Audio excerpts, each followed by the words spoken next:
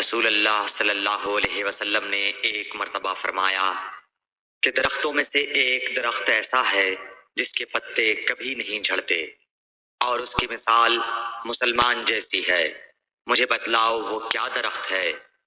تو لوگ جنگلی درختوں کی سوچ میں پڑ گئے اور عبداللہ بن عمر کے دل میں آیا کہ میں بتلا دوں کہ وہ کھجور کا پیڑ ہے۔ عبداللہ کہتے ہیں کہ پھر مجھے شرم آ گئی اور میں چپ ہی رہا۔ تب لوگوں نے عرض کیا یا رسول اللہ آپ ہی خود اس کے بارے میں بتلائیے۔ آپ نے فرمایا وہ کھجور ہے۔ عبداللہ کہتے ہیں کہ میرے جی میں جو بات تھی وہ اپنے والد حضرت عمر رضی اللہ عنہ کو بتلائی۔ وہ کہنے لگے کہ اگر تو اس وقت کہہ دیتا تو میرے لیے ایسے ایسے قیمتی سرمایے سے زیادہ محبوب ہوتا۔